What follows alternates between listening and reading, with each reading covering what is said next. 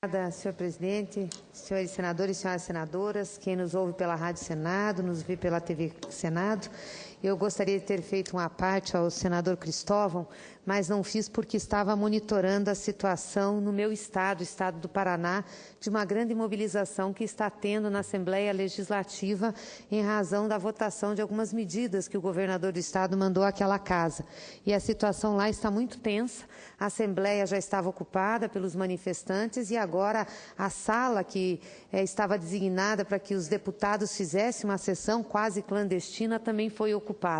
Então, eu estava monitorando e não tive a oportunidade de fazer meu à parte ao senador Cristóvão, mas sei que nós vamos ter oportunidade de debater, discutir, e eu sempre tenho por ele muito respeito e muita consideração. Eu, antes de falar dessa manifestação no Paraná, também quero externar minha solidariedade aos trabalhadores da Petrobras que sofreram com o acidente que tivemos no dia de ontem e seus familiares também. O que está acontecendo no meu estado, senhor presidente e senhores senadores, é algo muito grave. Desde o início da semana, nós temos a Assembleia Legislativa do Estado do Paraná ocupada por professores do Estado, por servidores públicos que protestam contra uma série de projetos que o governador do Estado mandou à Assembleia e que eu considero um pacote anti-Paraná. Só para ter ideia, a sessão de hoje era para votar esse pacote sem ter sido feita uma discussão em nenhuma comissão da Casa. Transformaram ontem também numa sessão quase clandestina feita no restaurante da Assembleia, porque o plenário estava ocupado pelos manifestantes, um requerimento transformando o plenário da Assembleia em comissão geral. Com isso, não precisa que os projetos tramitem nas comissões referidas ao tema, a cada tema na Casa. E hoje, novamente, tentou-se votar aí os projetos nessa comissão geral, colocou-se a sessão da Assembleia num outro lugar e não no plenário. Fui informada que os deputados entraram com os carros da polícia, com o camburão da polícia, por trás da Assembleia, tiveram que cortar as grades da cerca para que os deputados pudessem entrar, mas os manifestantes, mesmo assim, foram para esse local e não deixaram acontecer a sessão. O presidente da Assembleia suspendeu essa sessão, não se tem ideia se será remarcada. E eu queria falar um pouquinho sobre esses projetos, sobre esse pacote que o governador do Estado mandou à Assembleia Legislativa. É um pacote composto com iniciativas que atingem duas frentes. Uma, os servidores públicos do Estado. Tem impacto direto em áreas da educação, principalmente, e da previdência social.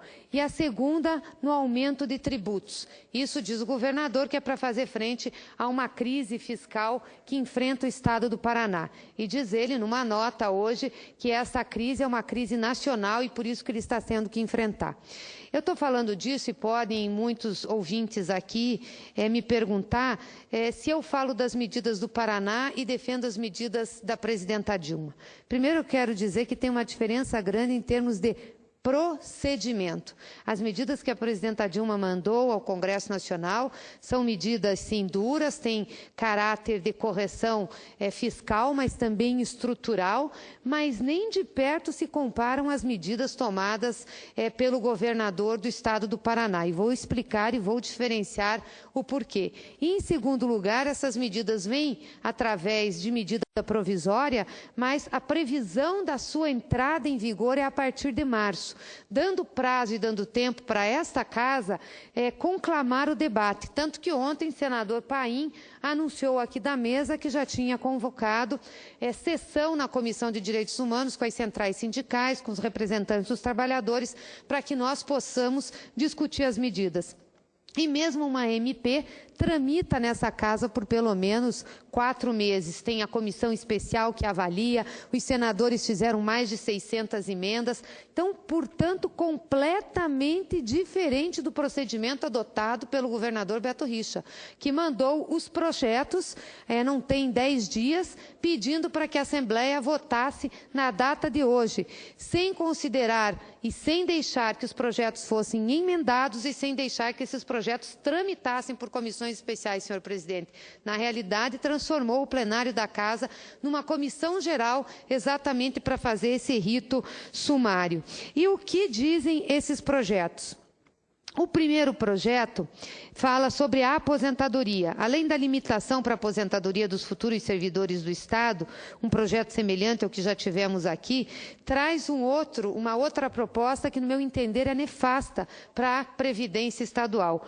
Unifica os fundos administrados pela Paraná Previdência, de modo que o Executivo passa a pagar todos os aposentados com os recursos do Fundo Previdenciário, hoje estimados em 8 bilhões, e também parte dos servidores. E os recursos dos demais fundos do Estado também poderão ser utilizados para o pagamento dos funcionários.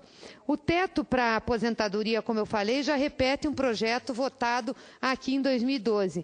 Mas a unificação dos fundos previdenciário e financeiro representa um golpe na poupança que o Estado vinha fazendo desde 1988, com a finalidade de, em 35 ou 40 anos, passar todos os aposentados para a Paraná Previdência para que essa os pagasse, livrando a receita corrente do Estado desse pesado encargo. A estimativa é que, agora, em 2 anos e meio ou 3, a importância desse fundo, cerca de 8 bilhões de reais, deixe de existir. Isso é muito grave, tem uma consequência grave para o futuro, não das finanças do Estado, para o futuro dos servidores do Estado, que ficarão sem a sua previdência. Eu lamento imensamente que o governador tenha mandado esse projeto para a Assembleia Legislativa. Esse fundo começou com recursos adiantados dos royalties pagos pela União ao governo do Paraná em razão de Itaipu. Então, é de longe a proposta mais polêmica que deveria ser rejeitada pelos deputados, pois ela aniquila a poupança previdenciária e vai tornar-se um caso de insolvência das aposentadorias do Paraná.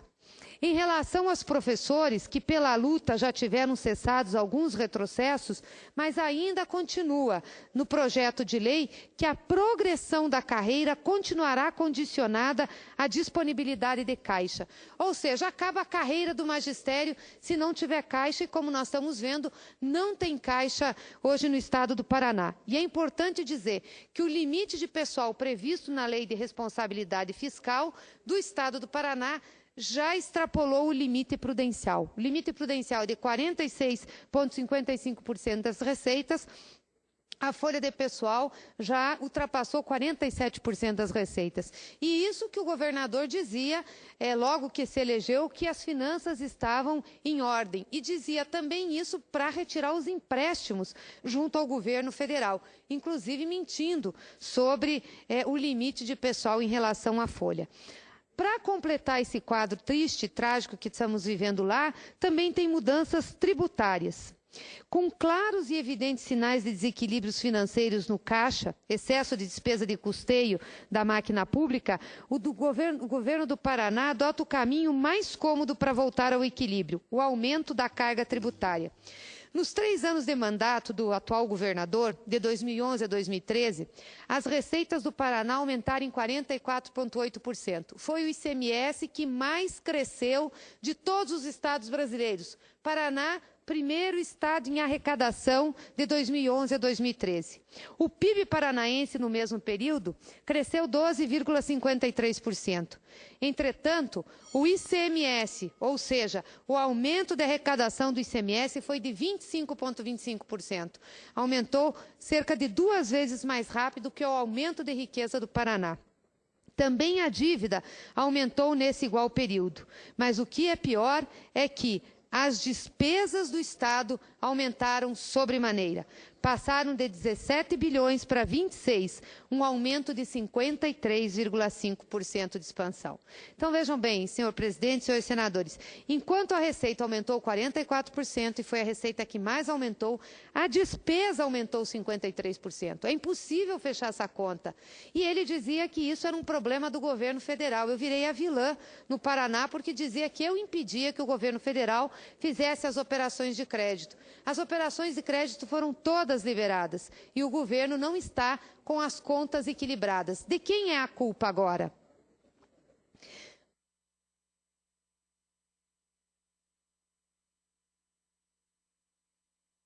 Agradeço, Vossa Excelência. O desequilíbrio se dá devido à velocidade do aumento de despesas ser superior à de receita. E não é por falta dos empréstimos que já foram todos liberados. Para pôr no mesmo ritmo o crescimento das receitas com os das despesas, ao invés de cortar despesa de publicidade, despesa com terceirizados, o governador mexe nos direitos previdenciários dos servidores e aumenta o imposto. O ajuste do foco que o governo do Estado está fazendo é o contrário, contraria aquilo que nós temos que fazer para o desenvolvimento econômico do nosso Estado. Retira da sua sociedade sua capacidade de consumo. A mais simples teoria econômica afirma que a todo aumento de tributos corresponde à redução de capacidade de compra do consumidor. Isso significa que a redução de consumo vai acontecer por conta do aumento de imposto. Certamente reduzirá também a arrecadação tributária no segundo momento. Já tinha feito a mudança no simples tributário com a substituição tributária que causou grandes problemas aos micro e pequenos empresários. E, além do mais, a complexidade das alterações contidas no projeto de lei que as empresas vão ser submetidas mostra também a falta de sensibilidade do governador. Vai-se aumentar impostos de bem de consumo popular, que, por definição, retiram proporcionalmente mais renda exatamente dos consumidores que menos têm capacidade de pagar o ICMS. Levando-se em conta a lei de 2008, tínhamos reduzido a alíquota de ICMS de 18% para 12% para uma série de produtos de consumo popular.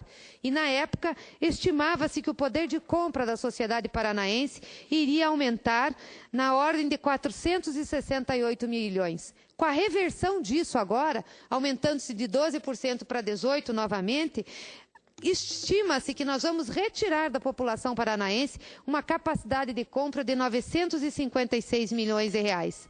Além disso, mais 200 milhões de reais vão ser arrecadados com o aumento da alíquota do ICMS e também com o aumento em 40% do IPVA, que vai arrecadar 800 milhões. Logo, o governo do Estado, com as propostas de aumento do ICMS e IPVA, retirará da sociedade paranaense um valor estimado de 1 bilhão e 950 milhões de reais que estavam colocados para o consumo. Por tudo isso, é importante que se tenha uma boa e honesta governança de recursos, que se recomenda que se adote uma política de absoluta austeridade e de eficiência do gasto público. Não é respeitoso ao cidadão contribuinte que o governante, sem qualquer exposição de motivos consistente, alegue a necessidade de tirar mais recursos a pretexto de precisar conceder maior efetividade e eficiência na prestação de serviço público, como estava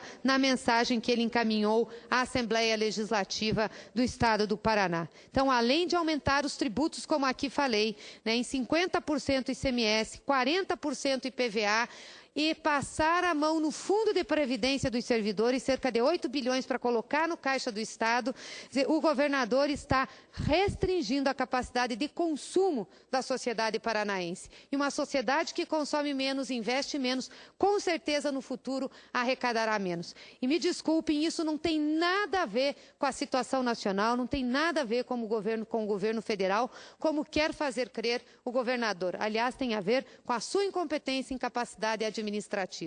E é muito interessante que tem uma outra medida nesse projeto de lei, e que aqui eu gostaria muito que tivesse a nossa oposição, principalmente o PSDB, para se manifestar a respeito dessa medida. A medida é o seguinte: ela altera a lei de diretrizes orçamentárias de 2013, mudando a meta do resultado fiscal. Estou falando de 2013. Uma medida, um projeto de lei de 2015, está alterando a LDO de 2013 no Paraná para reduzir o superávit primário, mandando reduzir em 3,5 bilhões de reais e, portanto, ficando, em vez de um superávit primário de 2,2 no orçamento de 14, um déficit de 1,3. Eu não sou contra reduzir ou mexer no resultado primário, defendi isso aqui, porque o resultado primário não é um fim em si mesmo, ele é um instrumento fiscal, um instrumento de política fiscal. E nós fizemos um embate nessa casa com a oposição para mexer no resultado primário no ano da LDO em curso, de maneira clara, num debate claro, franco, firme, agressivo muitas vezes. Defendi isso. Agora, o governador do Paraná, que é do PSDB, está alterando a lei de diretrizes orçamentárias de 2013, para alterar o orçamento de 2014 e tirar um superávit primário de 2,2 bi para colocar um déficit de 1,3 bi. Eu lamento muito essa situação. É uma desfaçatez que a oposição venha nessa casa criticar o governo federal e não olhar o que seus governadores estão fazendo no Estado. Minha solidariedade com os servidores, com os professores do Estado do Paraná, que estão dando demonstração de defesa dos interesses do Paraná e de suas instituições. Muito obrigada, senhor presidente. Como líder.